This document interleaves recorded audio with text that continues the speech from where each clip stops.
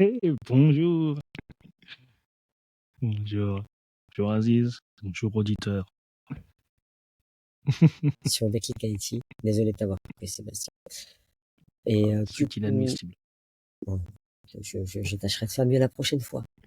On n'a que 2 sujets à présenter aujourd'hui. 2 Ah là sujets là. en tout cas assez récents. Le premier dédié à l'achat potentiel de Informatica par Salesforce. Quel sujet, quel sujet. Ah, ça fait Prometteur. c'est une petite bombe. Hein. On peut enchaîner direct dessus.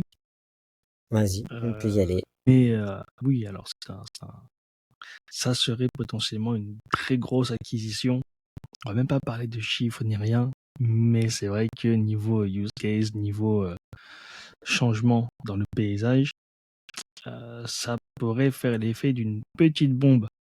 Mais Aziz, tu connais je dis, je dis pas ça pour toi. On avait On va dit les couper ça. blagues pas en direct. Les blagues comme ça, c'est pas en direct qu'on les fait. On les démarre au début pour commencer Mince, avec le pardon, sourire. c'est vrai. Moi aussi, je vais préparer ma salve de blagues euh, en provenance d'Asie. Aucun souci. Non, mais sinon, par rapport à Informatica, j'en ai entendu parler il y a quelques jours à peine. On dit que c'est D'accord. un acteur clé dans le monde des données, de la gestion des données, mais concrètement, qu'est-ce qu'il propose Informatica? Je sais pas si toi, tu as plus d'informations dessus, mais moi, pas spécialement.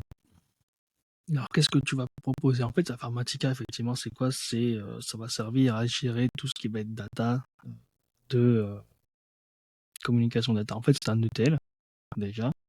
Mhm. Technologie, donc extract, transform, load. On les voit beaucoup dans les projets qui nécessitent des imports de données, en tout cas tout ce qui va être import ou alors transfert de données, donc d'application à une autre. Et il y a comme acteur sur le marché, donc peut-être parler aux gens aussi, donc on a, enfin moi en tout cas dans les gros projets, on voit souvent Informatica et Talend. Donc voilà, c'est un peu, voilà, c'est l'équivalent.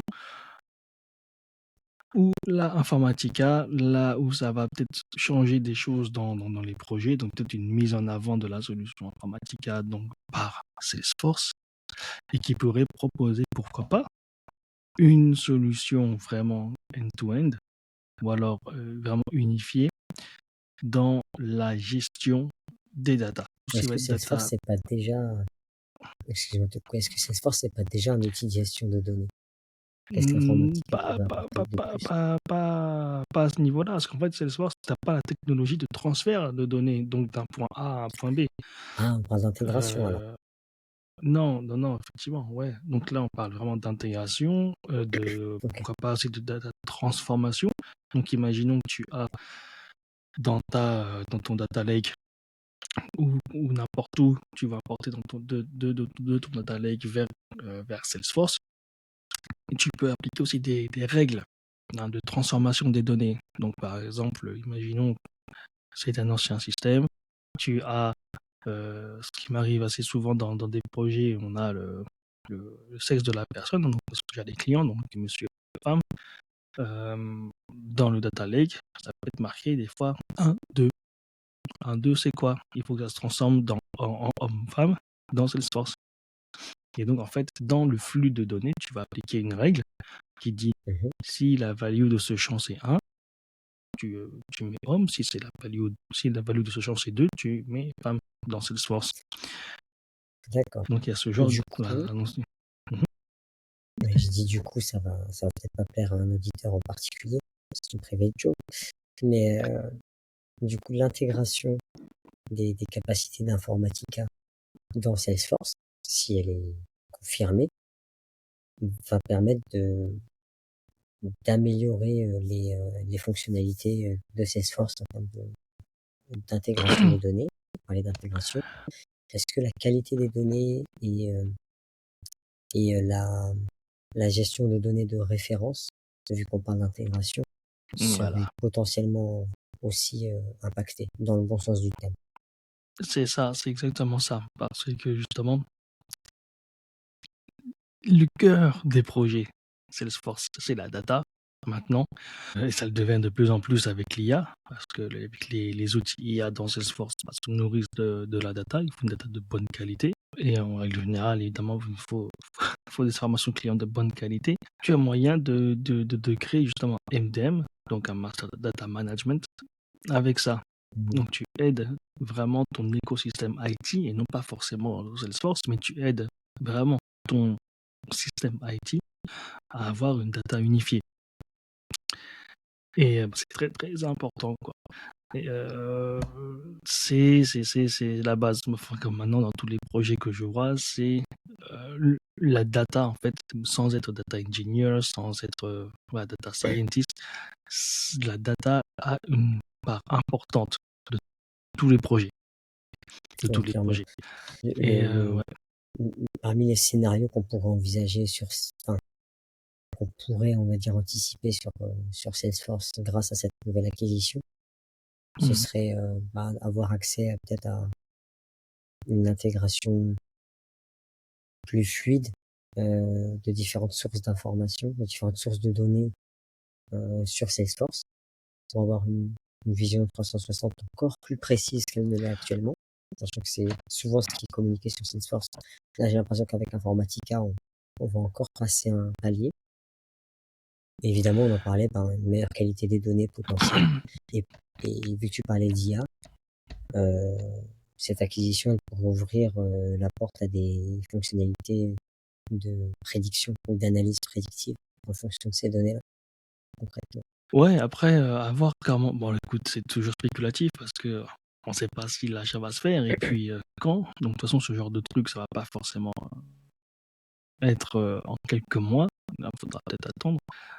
Mais moi, j'ai du mal à voir de toute façon comment ça va se passer. Est-ce que s'ils achètent ça, tu vois, c'est pas, ça va pas être des fonctionnalités ajoutées à Salesforce, hein. C'est vraiment un autre outil. Donc, tout ce qu'ils peuvent faire, à mon sens, c'est comme Ubisoft, par exemple. C'est comme, tu vois, c'est avoir ce genre d'outils qui aident à la communication des systèmes. C'est pas genre tu vas avoir une nouvelle fonction dans Slack, par exemple, qui va permettre d'améliorer les données comme par magie. Oui, non, clairement. C'est juste, on va avoir une solution de ETL estampillé Salesforce, donc potentiellement qui vont le pousser, qui vont le mettre plus en avant dans les projets, peut-être éventuellement à un prix réduit pour faire un package ou genre que sais-je. Mais voilà, à mon sens, ça va pas changer le produit. Mais par contre, là où ça risque un peu de changer le paysage, parce que là, voilà, quand tu as ce géant qui pousse cette solution, potentiellement, effectivement, ça risque d'accélérer, en tout cas, son usage. Oui, clairement, l'idée, c'est de pousser auprès des clients déjà présents de Salesforce, de pousser ces solutions-là, comme on a pu voir avec le service cloud au tout début de Salesforce, ou avec le marketing cloud un peu plus récemment, ou CTQ. Donc à chaque fois que Salesforce opère un rachat, derrière, il y a une tentative de commercialiser finalement ce nouvel outil, ces nouveaux ensembles de fonctionnalités à des clients déjà présents et fidélisés. Mais pour Informatica, que l'achat il se fasse ou non, je pense qu'il y aura déjà un impact sur le marché, enfin sur la concurrence plutôt, dans le sens où le simple fait de discuter de cette acquisition, même si elle n'est pas confirmée, il y a forcément des mouvements qui vont se faire auprès d'autres boîtes concurrentes. Après, elles sont plus ou moins concurrentes, ça dépend.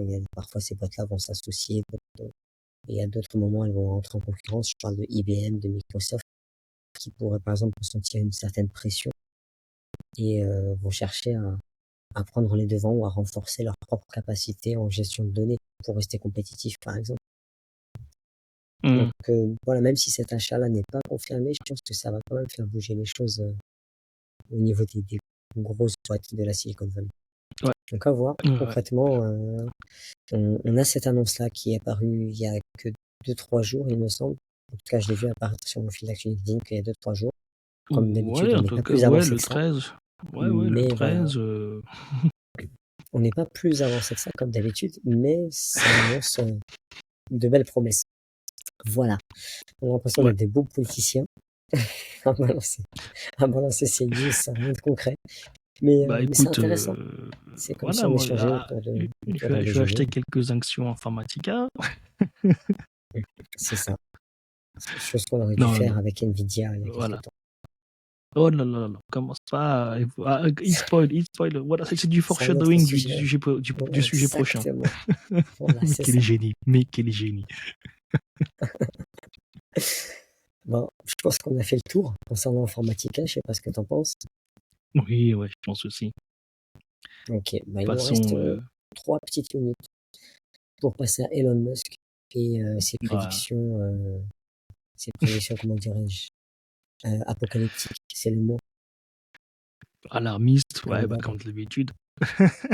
Oui, il annonce en gros que l'intelligence artificielle serait plus intelligente que l'homme, que l'humain, d'ici l'année prochaine. Ouais, ouais. Donc l'année Ok, prochaine, super. voilà, entre l'année prochaine et 2 ans. Il se met un peu cette fourchette-là. L'année prochaine, jusqu'à 2 ans. Bon, bah écoute, par contre, il précise pas forcément, voilà, quelles seront les conséquences Mhm. de cela. À voir, je pense que ça sera à nous de voir au quotidien. Au quotidien. Bon, si c'est vrai, qu'est-ce que tu penses de ça, justement? Est-ce qu'il faut il faut commencer à chercher des bunkers? Oui, oui, peut-être. Enfin, si on parle de conséquences en termes de sécurité, oui, certainement. Mais quand on dit plus intelligent, ça veut dire quoi? Ça veut dire une force de calcul supérieure. Ben, c'est déjà le cas. Si c'est le fait d'avoir une IA super intelligente en termes d'apprentissage et d'adaptation, ben là, c'est en cours. On va dire, on est presque, on va dire, dépassé par l'IA qui apprend beaucoup plus rapidement. Et par contre, en termes de résolution de problèmes complexes, on n'y est pas encore. Et si c'est de ça dont veut parler Elon Musk, oui, ça peut tenir la route. Maintenant, moi, je me souviens aussi d'une des prédictions d'Elon Musk qui disait que les Tesla seraient autonomes, euh, je crois l'année dernière ou il y a 2 ans. Mais il donnait pareil une petite fourchette assez précise. Finalement, les Tesla ne sont pas totalement autonomes. Alors évidemment, pour les défenseurs d'Elon Musk, ils vont dire que oui, mais c'est au niveau administratif, au niveau politique, les pays ralentissent le développement de telle ou telle solution, etc., par mesure de sécurité. Voilà, concrètement, Elon Musk, il en est pas à sa première prédiction. Beaucoup de ses prédictions ne se sont pas encore réalisées, tardent tardent à se réaliser. Et en termes de conséquences, ben, moi, je vois plutôt, oui, toi, tu vois la conséquence en termes de sécurité.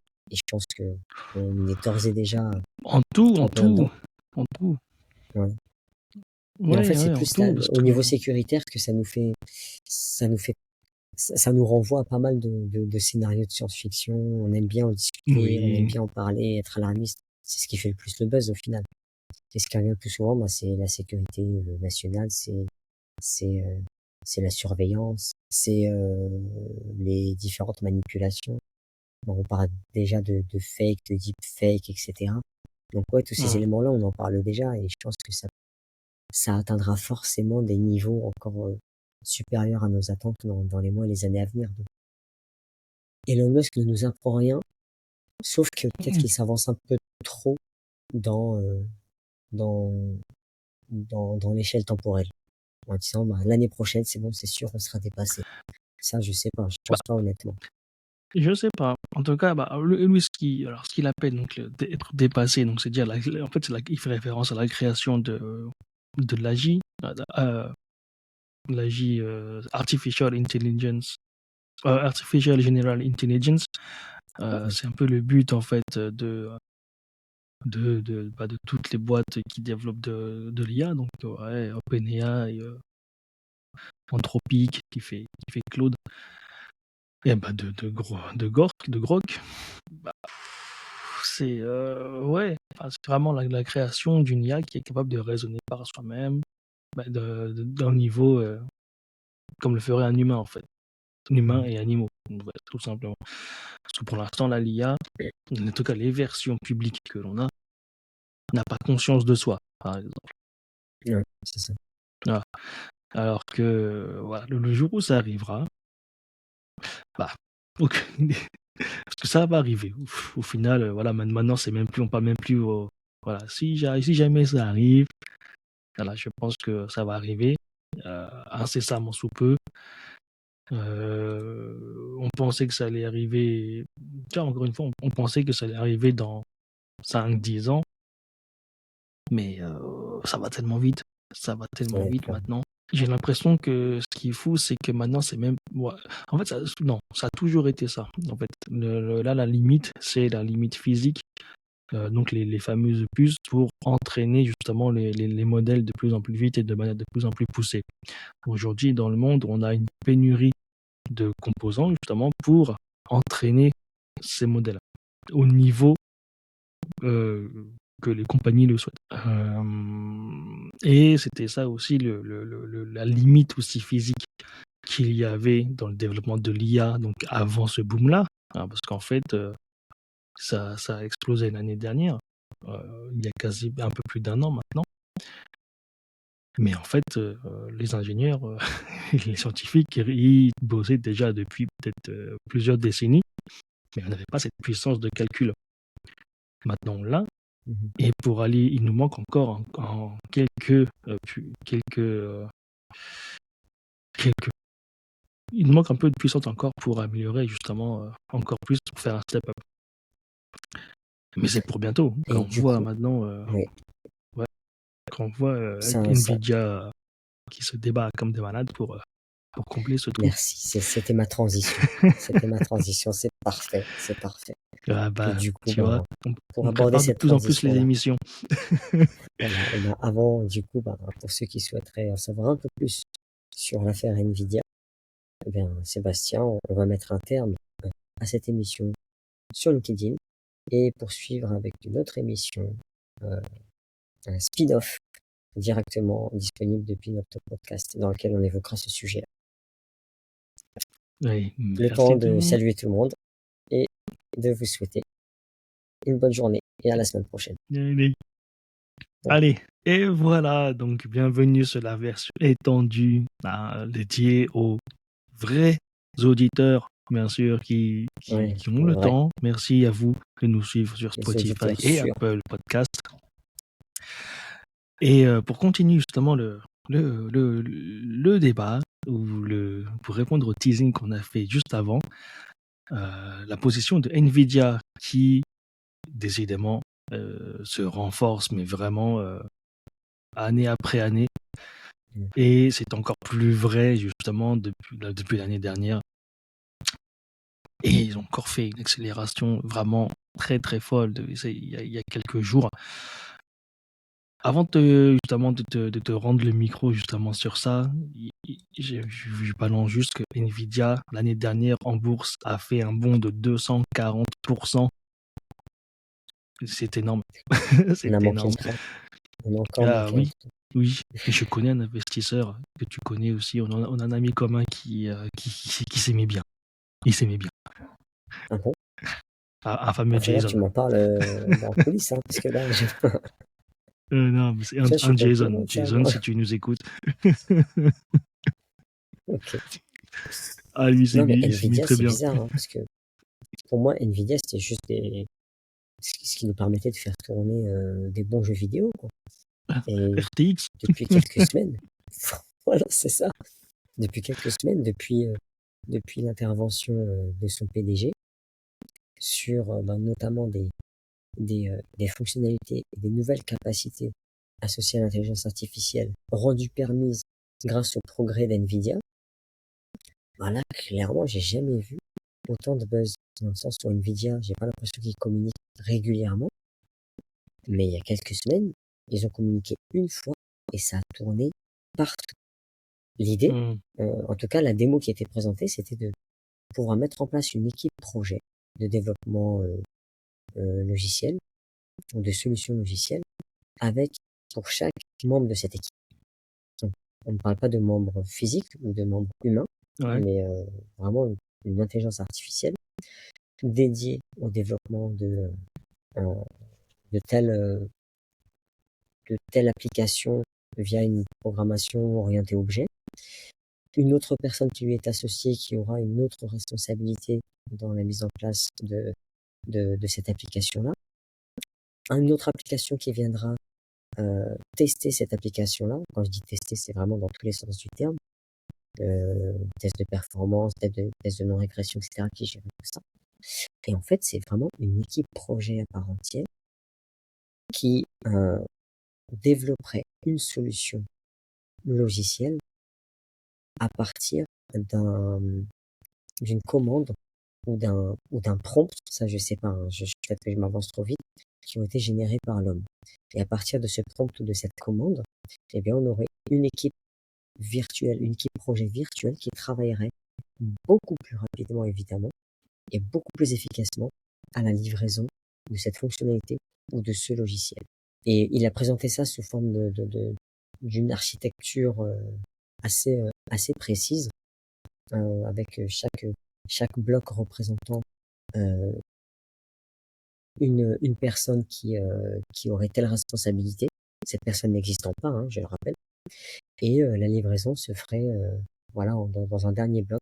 Le jour de la livraison, le jour du go live, se ferait à cet instant-là, à partir du moment où il y a un ensemble de scénarios qui a été précisé.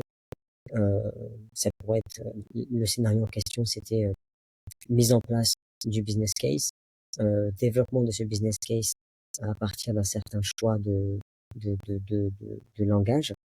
Ensuite, on passe au test, ensuite on passe à la livraison d'un premier Ouais, bon, un projet, quoi, MVP. voilà. Voilà, c'est ça, bah, clairement. Ouais. Et le fait que ce soit qu'il n'y ait aucune intervention humaine dans toutes ces étapes de projet rend la chose particulièrement intéressante parce que c'est plus rapide, c'est plus efficace. L'erreur humaine est forcément n'est plus existante.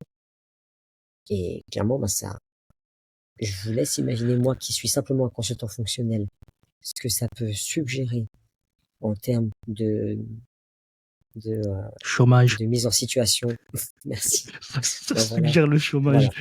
voilà. Quand je divague trop ou quand je meuble trop, voilà. La case chômage, ça résume tout. On est dans la merde. Merci Sébastien, c'est tout ce que j'avais à dire sur ce sujet-là. Si tu as autre chose à ajouter. Non, mais tout d'un coup, ça fait sens avec le fait que Elon Musk disait que dans l'année prochaine, on a une IA supérieure à l'homme. Clairement, mais je sais pas, si tu peux monter tout un projet comme ça à l'aide d'un prompt, et enfin bref, tu vois, c'est un peu. Non, moi j'ai pas forcément de grand chose à ajouter sur ce sujet-là en question, mais à part le fait que Nvidia, à travers son CEO Jensen Huang, qui est très très fort, il est sur tous les bons coups. Ça fait vraiment depuis quelques années qu'il monte en puissance et ils ont très bien anticipé justement cette nouvelle vague IA parce que, par exemple, Intel, on ne les voit pas. C'est vrai. Les autres créateurs, les autres fabricants de puces, ils sont où? On parle que de Nvidia depuis. Justement, ce PDG d'Nvidia, moi, la première fois que j'en ai entendu parler, la première fois que j'ai pu mettre un visage sur ce nom, c'était qu'il y a quelques semaines. D'accord. Mais avant ça, c'est pas quelqu'un comme un Mark Zuckerberg ou un Elon Musk qui va beaucoup parler, être particulièrement présent sur les réseaux sociaux. J'ai l'impression qu'il vient d'atterrir dans le paysage des nouvelles technologies en termes de communication. C'est un ancien. En plus, tellement ancien justement qu'il a aussi il a cofondé la boîte aussi. Donc là, il est CEO, mais de mémoire, il a aussi cofondé Nvidia. Et du coup, il est dans le paysage depuis très longtemps. Et tu sais, ses conférences, il est très bon en présentation aussi. Il est toujours le même style, tu sais, un petit cuir et tout. Tu le regardes, on dirait même physiquement, maintenant il a 60 ans, 61 ans, il me semble. Et pourtant, Il en a pas l'air. il- ah non, ah non, non, il est chaud. C'est, Il y non, a une c'est, intervention, et c'est marrant parce que depuis cette annonce d'NVIDIA, il y a toutes ces interventions d'il y a quelques années qui commencent à ressortir ah ouais? sur différents canaux, Twitter, LinkedIn. Il y en a un qui ressort le plus souvent, qui a été particulièrement partagé. C'est quand il s'adressait à des étudiants d'une université américaine, Mhm. qui leur vendait absolument pas du rêve. Il Ah n'y ouais? avait pas de discours de type développement personnel, etc. Et il leur disait tout simplement, je vous souhaite de souffrir. Ah ouais. Parce qu'il n'y a que dans la souffrance, clairement, il n'y a Ouais. que dans la souffrance, dans l'effort, dans l'échec, qu'on arrive finalement à, on va dire, à faire ressortir quelque chose de concret et de mieux, quoi. Ah oui. Ça sonne Hmm. bateau, dit de ma bouche. C'est évidemment logique en soi, mais ça a choqué pas mal de personnes de, enfin, d'avoir un peu ce discours qui va un peu à contre-courant, surtout aux États-Unis, où beaucoup de personnes vont insister sur la souffrance que c'est de devoir évoluer dans le monde professionnel, que ce soit en tant qu'entrepreneur ou en tant que salarié, bah, qu'il faut en Hmm. baver tout simplement, quoi. Qu'il est nécessaire d'en baver. Si on ne souffre pas, on n'avance pas. Donc voilà, Hmm. simplement, lui, il poussait sur la résilience, là où d'autres vont pousser sur la motivation, la discipline, etc. Enfin, ils vont plutôt pousser là-dessus. Lui, il était plutôt dans le côté sacrifice, souffrance, et puis voilà. Voilà, c'est tout ce que j'avais à dire sur ce sujet-là. Je veux pas trop étendre le sujet non plus, mais j'ai trouvé ça intéressant. Ouais, bah écoute, de toute façon, ça va de pair avec ça, hein. Certes, il y a la résilience, mais tout ce qui va être motivation, discipline, etc. Bon, voilà, ça dépend ce que tu veux construire. Mais bon, allons-y. Mais effectivement, On fera une autre les- émission sur, les- sur le développement personnel ouais, bah, un peu plus tard. on fera une autre série, hein, déclic, développement,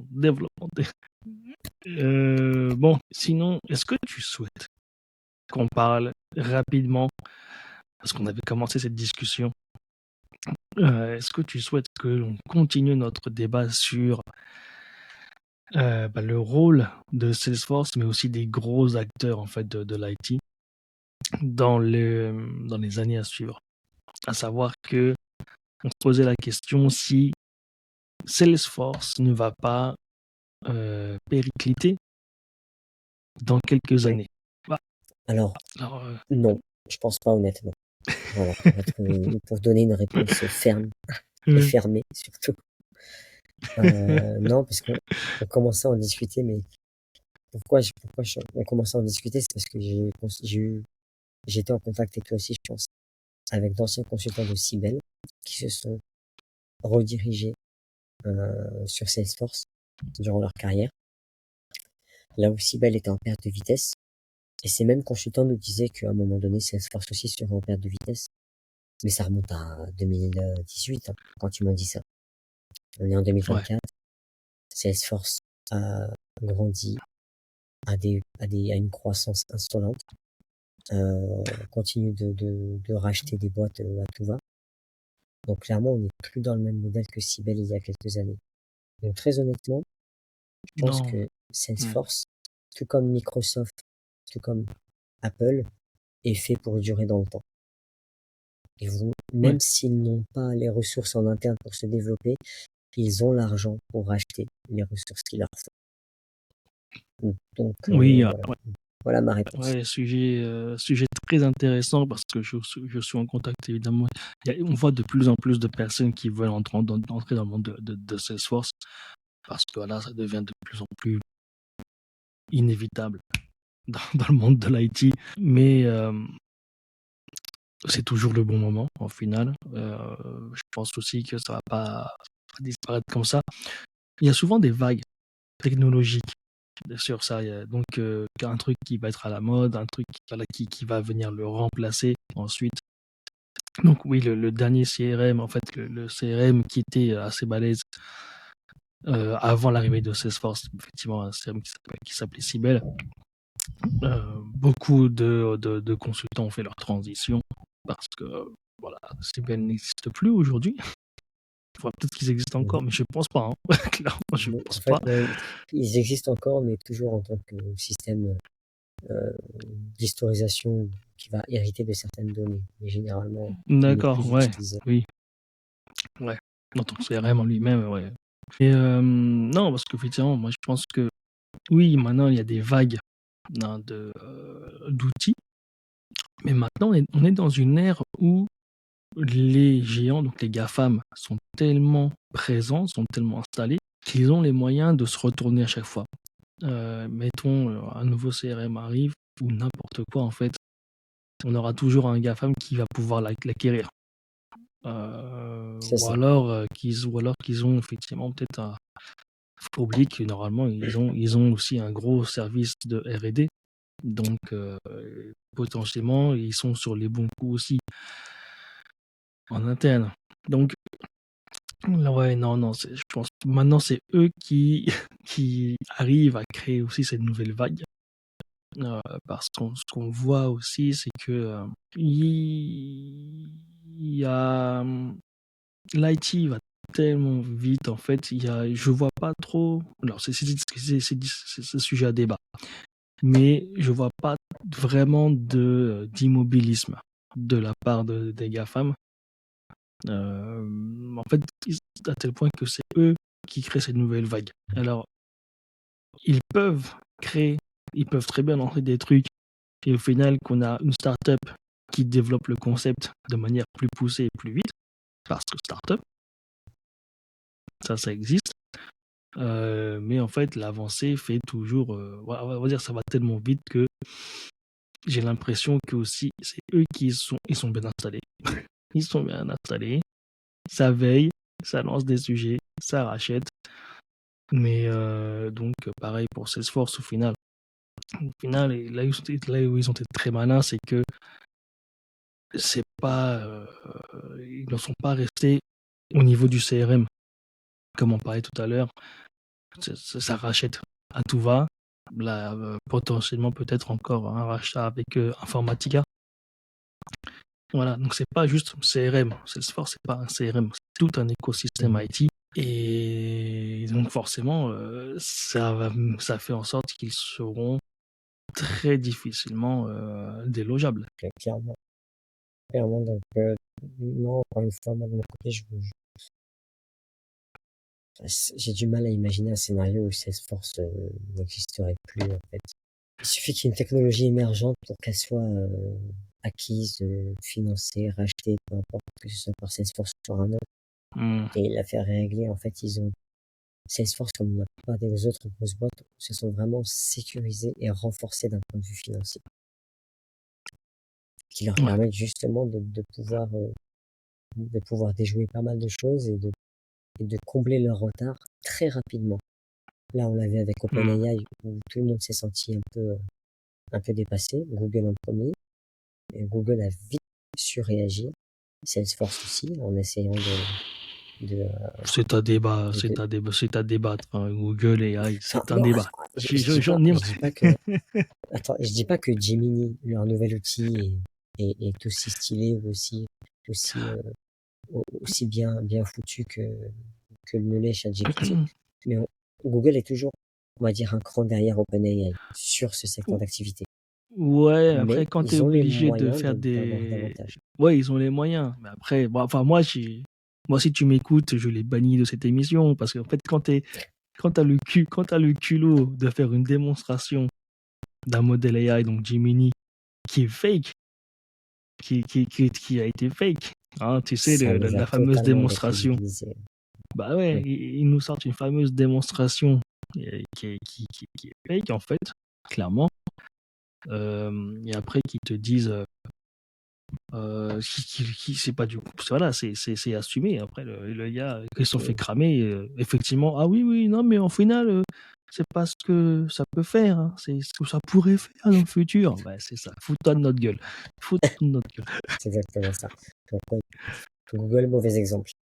Mais Non, Salesforce, ils sont là, mais franchement, c'est des bases. Voilà. Ils sont grillés. Ils s'étouffent. Oh, excuse-moi, je coupe, voilà, je coupe mon micro quand je tousse, c'est pour nos auditeurs, c'est pour toi aussi, Sébastien. Mais non, ah, je suis merci. d'accord. Google s'est tiré une balle dans le pied.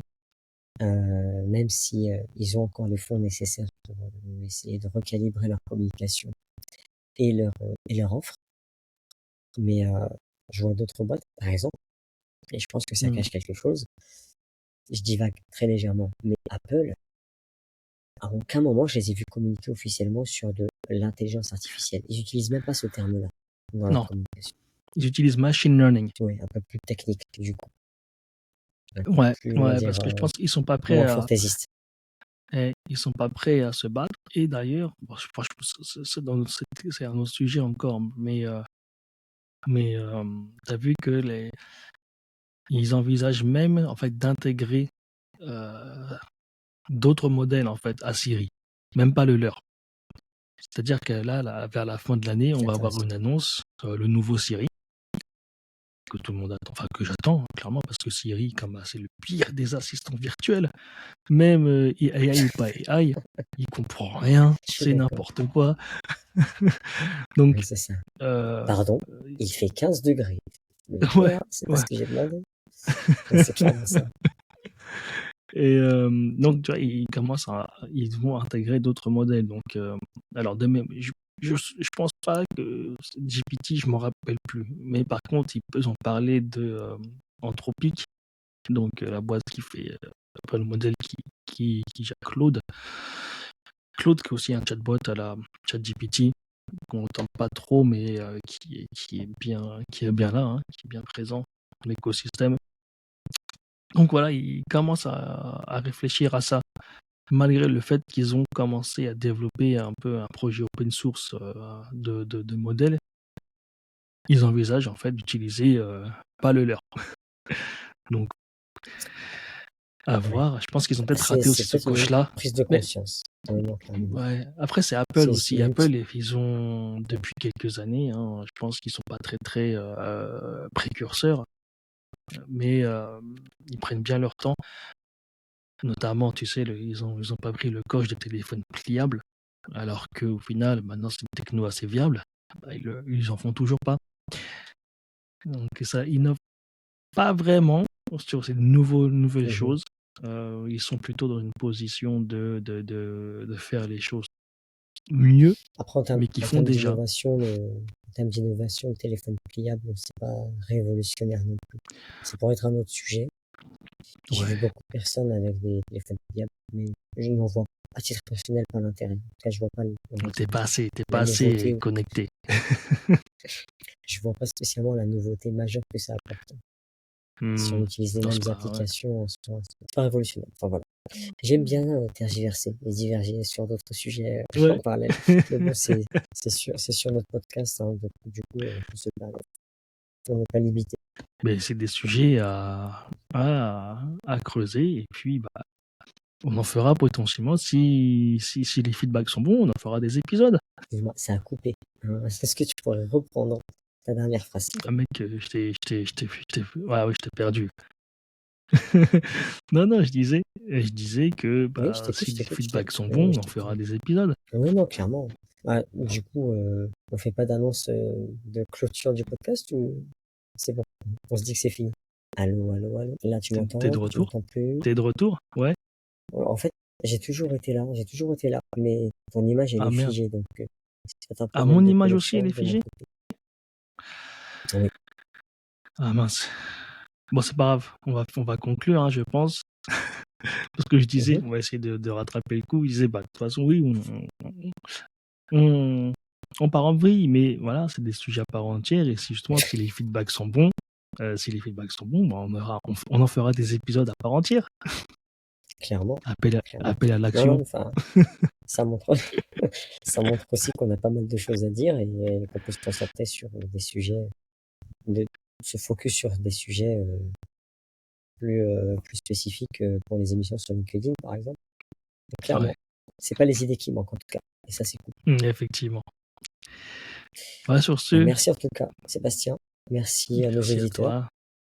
et à très bientôt. À très bientôt.